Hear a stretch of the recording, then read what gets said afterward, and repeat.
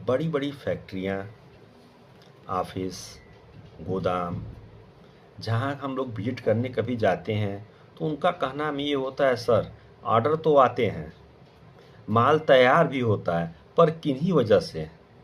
वह सामान मार्केट में नहीं जा पाता, वो हमारे गोदाम में ही पड़ा रहता है। ये हमारी एक समस्या है। या कच्चा माल हम लाते हैं, उसका हम उत्पादन नहीं कर पाते, किसी न किसी वजह से वो कच्चा माल जो है हमारे यहाँ डंप पड़ जाता है। ये फैक्ट्रियों की कुछ विशेष समस्याएं हैं जिनके बारे में वास्तुसम्मत अध्ययन करने के बाद ये ज्ञात होता है कि उन्होंने जो कच्चा माल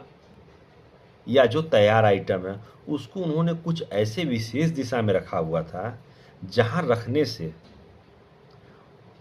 उस सामान कच्चे माल से तैयार माल नहीं हो पा रहा था तैयार, और जो माल यदि तैयार हो भी गया रेडी मार्केट में जाने के लिए, वो उस दिशा विशेष में रखने की वजह से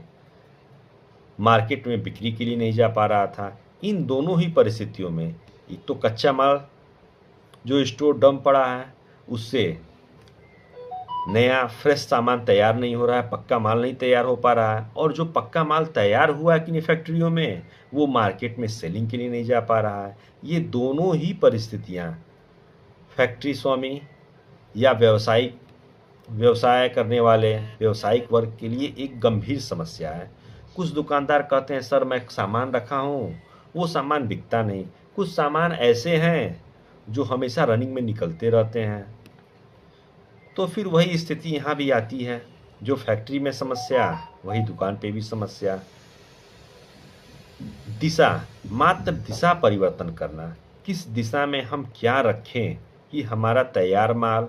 या जो हम कच्चा माल आयातित करते हैं अपनी फैक्ट्री अपना व्यवसाय में उसे मॉडिफाई या नए माल तैयार करने के लिए, पक्के माल तैयार करने के लिए उनको हम किस दिशा में रखें, कैसे रखें, बनने के बाद किस दिशा में रखें, वो हमारे ऑफिस, दुकान, फैक्ट्री कहीं पे भी ज़्यादा देर रुक न पाए। जैसे ही रॉ मटेरियल आया उससे पक्का आइटम तैयार हुआ, पक्का आइटम तैयार होने के बाद वह तत्काल बिना फैक्ट्री में रुके मार्केट के लिए निकल जाए। तो इसके लिए हमें वास्तुशास्त्र के कुछ नियम जानने पड़ेंगे।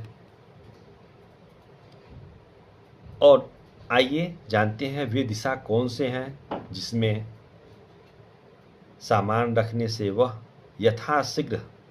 मार्केट में या मैन्युफैक्चरिंग के लिए या रॉ मटेरियल पक्के आइटम में बनने के लिए